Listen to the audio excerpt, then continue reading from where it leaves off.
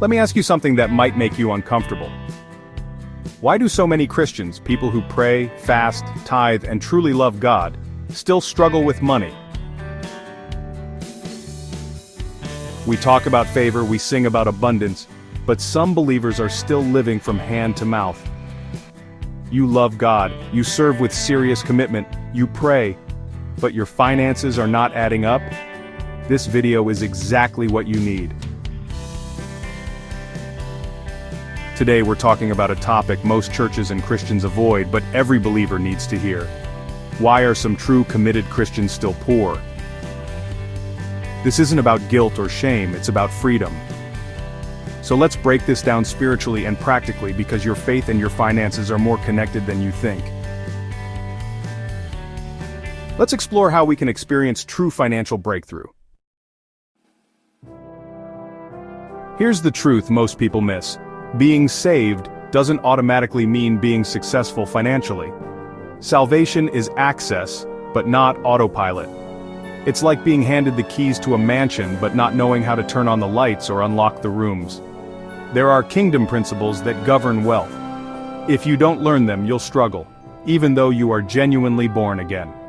Luke 16:11 says, "If you haven't been trustworthy in handling worldly wealth, who will trust you with true riches?" God cares how we manage money. Hosea chapter 4 verse 6 does not say, "My people are destroyed for lack of prayer." Rather it says, "My people are destroyed for lack of knowledge." And in this case today, it's financial knowledge. A lot of Christians know how to pray down heaven, but can't budget, don't invest, and have no idea how to multiply what God gave them. Prayer is essential, but it won't replace stewardship. You can fast for 40 days, but if you don't understand compound interest or cash flow, you're still going to struggle. Anointing opens doors, wisdom keeps you in the room. Let's clear the air. Poverty is not devotion. Being broke is not a sign of spirituality. Some people think wanting money is sinful, but money isn't evil, it's the love of money that is. 3. John 1:2 says, "Beloved, I wish above all things that you prosper and be in health, even as your soul prospers." Prosperity isn't about flexing, it's about functioning. It's about having enough to fulfill your purpose and bless others while doing it. Now don't confuse a season of preparation with a lifetime of lack. Joseph had the dream, the favor, the calling, but he still went through the pit and the prison before the palace. Sometimes what feels like delay is really development. God's not denying you, He's refining you. So don't despise the process. He's building you up so when the wealth comes it won't crush you. This right here, it's a game changer. It's not always demons. It's not always curses. Sometimes it's just mindsets. Romans 12:2 says, "Be transformed by the renewing of your mind."